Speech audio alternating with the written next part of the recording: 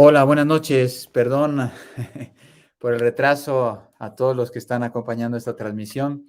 Tuvimos un pequeño percance. La misa se nos hizo un poquito larga. Después agradecer el año y prepararnos para la misa de mañana, que es una hermosa misa, la solemnidad. Pero ya estamos aquí y queremos hacer esta meditación del último día del año que Santo Tomás nos quiere ofrecer.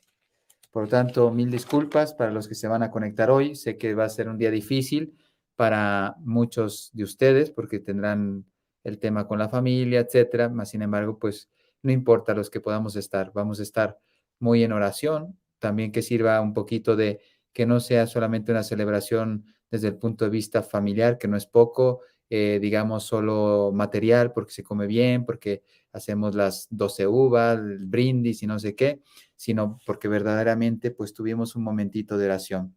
Hoy celebré la misa en acción de gracias por todo lo que el año nos ha regalado. Creo que somos muy conscientes de todo lo que Dios nos ha concedido en este año. Miren todo lo que ha vivido la humanidad y sin embargo, pues fíjate, parece una broma lo que voy a decir, pero no lo es. Estamos aquí. No cualquiera, no todos pueden decir que están aquí y que están en paz, ¿no? Entonces, hay muchas familias que han tenido familiares que han fallecido, etcétera, por causa de esta situación que está viviendo la humanidad, ¿no? Entonces, por lo tanto, pues Señor, gracias por, a pesar de las pruebas, de los combates, de los sufrimientos, todo ha servido seguramente para acercarnos más a ti, confiar en ti, porque no podemos poner nuestra confianza en nada, ni en la ciencia, ni en nadie. ¿Quién ahora nos promete la liberación, la salvación de la situación? No hay nadie que nos pueda salvar, solo Dios a través también de la intercesión del Inmaculado Corazón de María en la Iglesia Católica. Ahí están los grandes pilares de nuestra fe y también los grandes pilares de la realidad. O sea, ¿quién lleva la historia de la humanidad? Solo Dios sabe. Nadie, yo qué sé qué va a pasar el próximo año. ¿Va a ser mejor? ¿Va a ser peor? ¿Vamos a tener más retos, menos retos? No lo sé, no tenemos ni idea. Nadie puede predecir el futuro. En cambio, Dios sabe perfectamente lo que está permitiendo en cada momento histórico. Bueno, pues nosotros agradecemos, como decía San Juan Pablo II, memoria agradecida, el pasado, el futuro, porque estamos en Cristo, en la fe, decía, ver el futuro con esperanza, así lo decía San Juan Pablo II, hay que ver el futuro con esperanza, y sobre todo él decía, el presente con mucha pasión, verdaderamente que nuestro corazón se lance con pasión a luchar por el futuro. Las cosas pueden cambiar, las cosas pueden mejorar. Yo no estoy hablando del mundo ideal, etcétera. A veces, ay, queremos un mundo sin problemas, un mundo sin enfermedades, etcétera, un mundo sin hambre. Pues el pecado del hombre está cada vez más metido en nuestros corazones, por lo tanto, menos no vamos a ofrecer al Señor, pero lo que sí podemos saber es que vamos a luchar para que ese pecado sea menor en nosotros y, lógicamente, en la medida de lo posible, que mi hermano, mi prójimo, pues también se vaya alejando del pecado. Más que hacerle daño, hay que ayudarlo.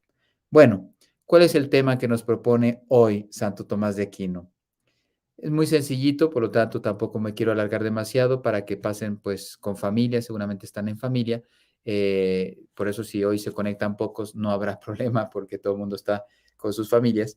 Pero ¿cuáles son las circunstancias del nacimiento de Cristo? Pues vamos a ponernos en presencia de Dios y escuchamos cuáles fueron las circunstancias bellísimas del nacimiento de nuestro Señor Jesucristo, el niño Jesús. En el nombre del Padre, y del Hijo, y del Espíritu Santo. Amén. Ven Espíritu Santo, llena los corazones de tus fieles y enciende en ellos el fuego de tu amor. Envía tu Espíritu Creador y renovarás la faz de la tierra. Oremos. Oh Dios, que has iluminado los corazones de tus hijos con la luz del Espíritu Santo, haznos dóciles a sus inspiraciones para gustar del bien y gozar de su consuelo. Por Cristo nuestro Señor. Amén. Dios te salve María, llena eres de gracia, el Señor es contigo. Bendita tú eres entre todas las mujeres, y bendito es el fruto de tu vientre, Jesús. Santa María, Madre de Dios, ruega por nosotros pecadores, ahora y en la hora de nuestra muerte. Amén. Gloria al Padre, y al Hijo, y al Espíritu Santo, como era en el principio, ahora y siempre, por los siglos de los siglos. Amén. Sagrado corazón de Jesús, en vos confío. Inmaculado corazón de María, sed la salvación del alma mía. Querido Santo Tomás de Aquino, ruega por nosotros. En nombre del Padre, el Hijo, y el Espíritu Santo. Amén. Tiene 2 puntitos, por lo tanto vamos a ir rapidito, pero no dejamos también de tener un día como hoy, una meditación. Quiso nacer en Belén. Podía haber nacido en el mundo, el universo era de él. Podía haber escogido cualquier otro lugar y él quiso nacer en Belén, en una ciudad pequeña, que recuerden, ayer dije la definición de Belén, aquí va a volver a salir por medio de Santo Tomás de Aquino. Porque fue hecho del linaje de David, según la carne. Él venía, o sea, la promesa de la salvación por los patriarcas, etcétera, que lo conocemos, y entre ellos está el rey David, que sucede a Saúl en el reinado del pueblo escogido, y tenía que nacer del rey David. Por lo tanto, fue hecho del linaje de David según la carne, Romanos 1:3. Así se cumplió la promesa hecha sobre su nacimiento en Belén de Efratá, de Judá, la casa de David. ¿Por qué? Porque recuerden que el emperador llama a hacer un censo, quiere saber cuántas personas hay en su reino, y entonces todos tienen que ir a la casa donde son sus raíces. Y en este caso, San José tiene que ir a Belén porque de ahí él es descendiente del rey David, ¿no? Por lo tanto, en la carne viene de la descendencia de David. Ustedes saben, salió el otro día que David pues era muy de acuerdo al corazón de Jesús, aunque pues cometió también su pecado, gravísimo pecado, más sin embargo, pues un hombre que supo restaurarse, renovarse, reparar a pesar de sus faltas. Bueno, pues Belén significa casa de pan. El otro día lo decíamos, pues tiene ese significado, no solamente el alimento corporal, sino el pan de vida, la Eucaristía, que se convierte en pan para mi alma. Yo soy el pan vivo que ha bajado del cielo. Juan 6:41. O sea, si te dan cuenta, no es que, oye, ¿por qué Belén y por qué no, no sé, en otro país? Porque ese nombre iba ya a representar mucho para después la misión de Cristo. Él se iba a entregar en la Eucaristía, se iba a quedar con nosotros como el pan de vida. Y esa Eucaristía iba a ser el memorial, la actualización del sacrificio de Cristo en la cruz. Por lo tanto, alimento para transformar nuestras almas. En Jerusalén estableció la sede de su reino. Nació en Belén, pero sin embargo fue a morir a Jerusalén. Por lo tanto, en la casa de pan se quedó como discreto, sencillo, etcétera. Así fue su nacimiento, pobre, sencillo, humilde. Pues así está Cristo en los sagrarios. Mas, sin embargo, Jerusalén, que era la ciudad santa, ahí es donde el Rey de Reyes hace la entrega que tú y yo necesitábamos para ser salvados.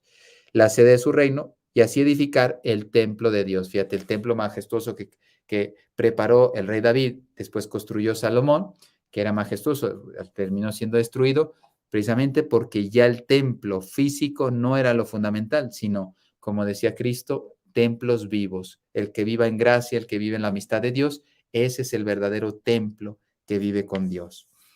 Bueno, ahí estableció su casa real y su casa sacerdotal. Recuerden que él es el sacerdote. Nosotros participamos de su sacerdocio, pero el único sacerdote sumo y eterno sacerdote es Cristo, pero ha querido, digamos, hacernos partícipes por medio del sacramento a nosotros, pobres pecadores, de su sacerdocio, para que en nombre de él realicemos, digamos, el culto que merece Dios Padre, ¿no? En la liturgia especialmente.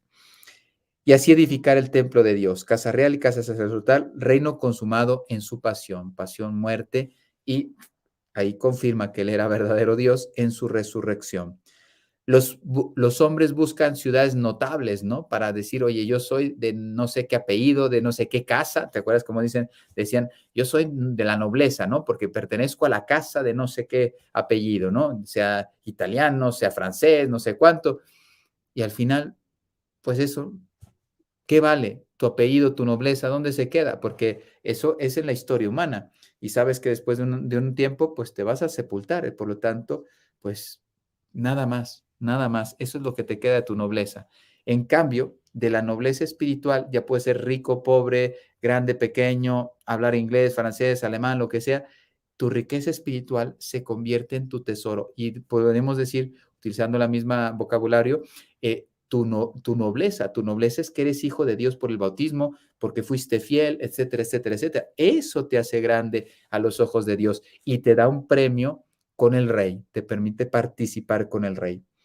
Por eso no hay que buscar la riqueza, las notoriedades, sino Cristo buscó una, digamos, una ciudad sencilla y oscura como Belén. Nació en el momento oportuno, que es el segundo punto. Primero, quiso nacer en Belén, sencillo, oscuro, simple, pobre, etcétera. Y ya esto lo hemos tratado en otros pasajes, nació en el momento oportuno, cuando era el momento. Y aquí va a salir por qué era el momento oportuno o cómo Dios preparó ese momento para que en ese instante naciera el Salvador.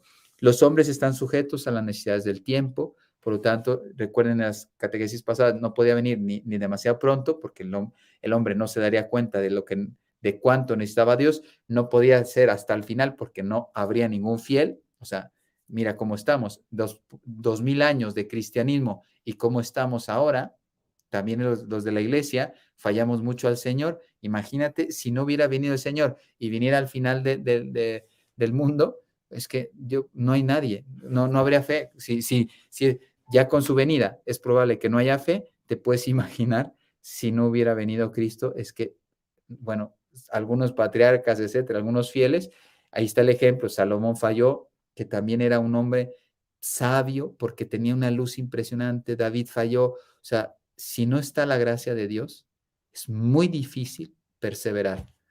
Nosotros con la gracia de Dios nos cuesta perseverar, pues imagínense si no hubiera la gracia de Dios en la historia, es muy, muy difícil.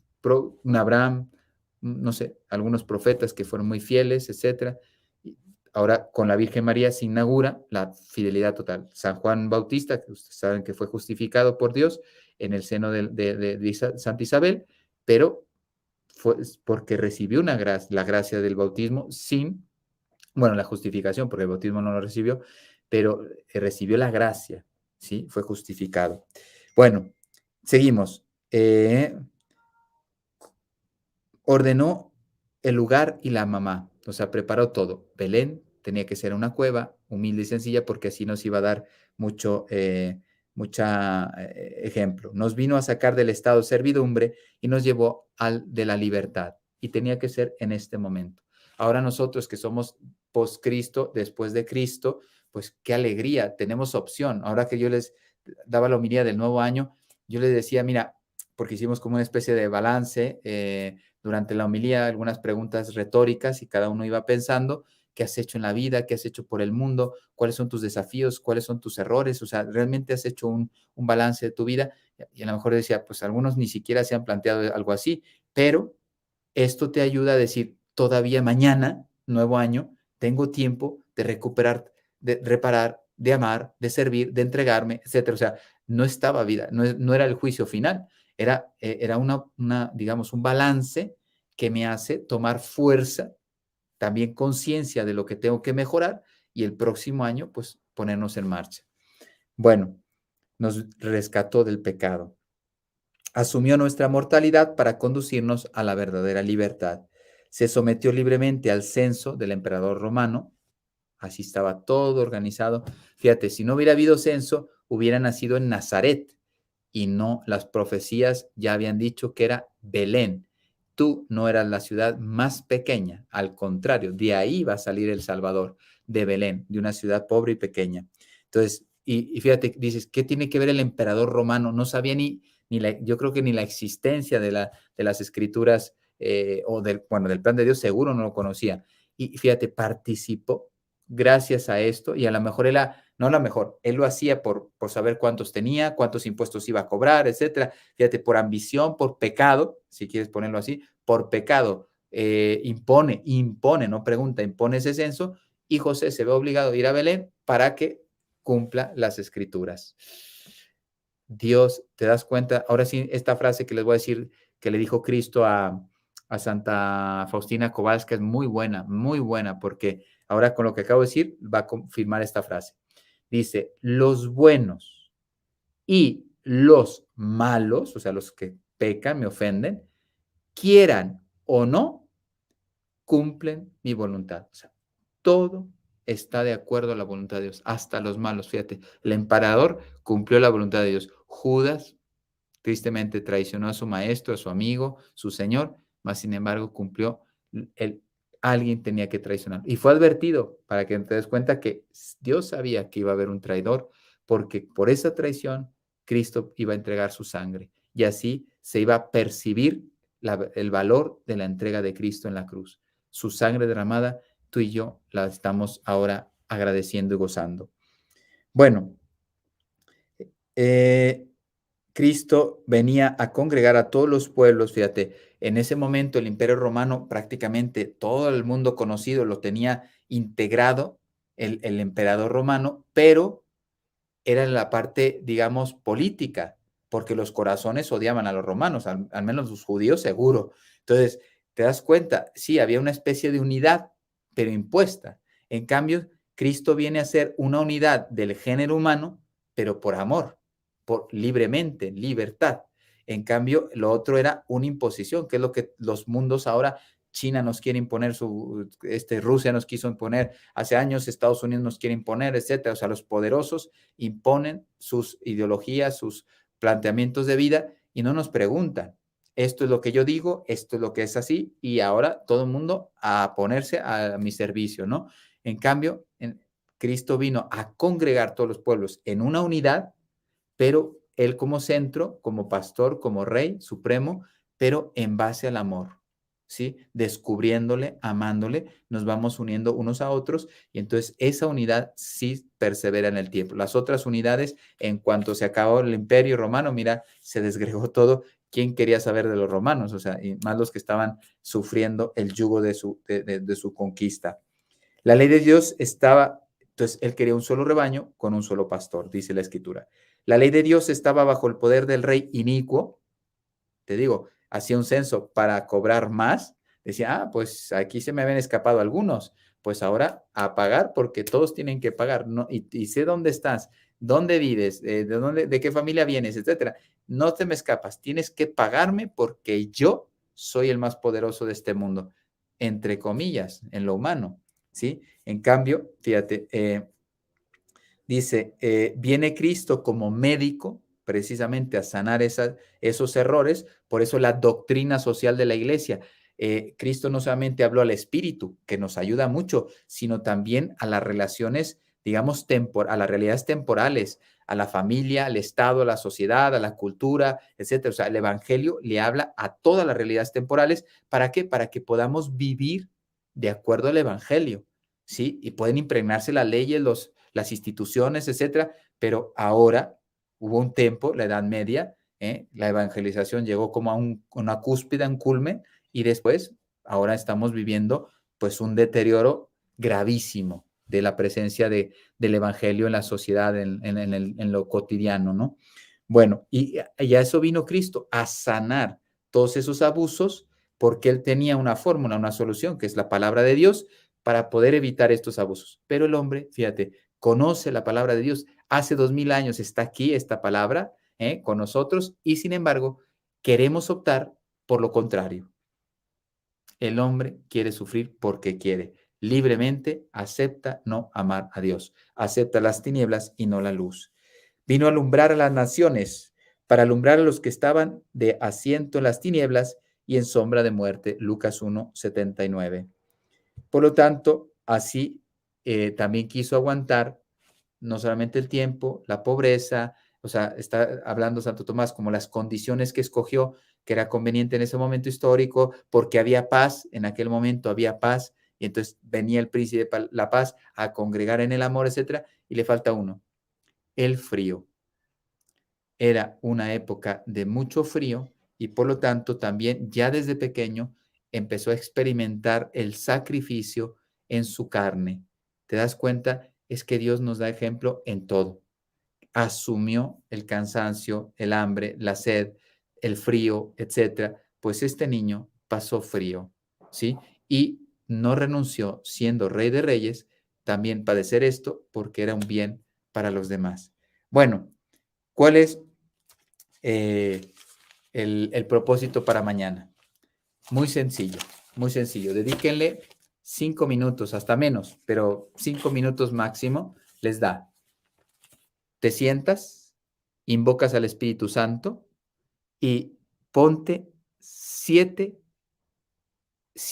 virtudes o 7 aspectos de tu vida que quieres mejorar. Porque no solamente pueden ser virtudes, pueden ser aspectos humanos, pero no más de 7, entre 5 y 7, no más. A ver, yo quiero orar más, quiero perdonar a ese hermano o ese papá o ese cuñado que no perdono. O sea, muy concretos, 7. Y eso lo vas a trabajar a partir de mañana, año nuevo. Entonces, oye, a ver, pues tengo que ir más al Santísimo, tengo que ser más humilde, tengo que servir más en casa, etcétera. Cada uno haga ese propósito y mañana comience con mucha fuerza. Bueno, pues les deseo una santa noche de fin de año, que disfruten en familia, etcétera. Nada de excesos, nada, no tiene sentido, no tiene sentido de los excesos, porque lo único que nos van haciendo es corrompiendo el corazón. Los excesos de la carne en bebidas, etcétera, etcétera, nos van corrompiendo el corazón. Bueno, y esos 7 propósitos será como la fuerza, la motivación. Yo empiezo el año con 7 objetivos muy concretitos. Ojalá que algunos se tengan que repetir. Por ejemplo, oye, voy a levantarme todos los días a tal hora porque quiero rezar el rosario antes de salir a trabajar. Pues ese es un propósito, un objetivo espiritual, pero otro puede ser humano. Oye, ¿sabes qué? Mira, voy a también a colaborar con mi familia, porque la verdad que soy un perezoso de primera y no hago nada en casa. Sobre todo los jóvenes, fíjense, ahora con las maquinitas pasan 6, 7 horas en las maquinitas y no colaboran en nada, no hacen nada. Pues eso es un daño para ellos, no saben hacer nada en la vida. Ya no digo ni planchar, ni lavar, ni freír un huevo. O sea, es increíble. Pues aquí tienen unos propósitos. Pues les voy a dar mi bendición para que les acompañen el año nuevo. El Señor esté con ustedes y con tu espíritu. La bendición de Dios Todopoderoso, Padre, Hijo y Espíritu Santo, descienda sobre ustedes y permanezca para siempre. Amén. Que Dios les bendiga. Santa noche. Hasta mañana.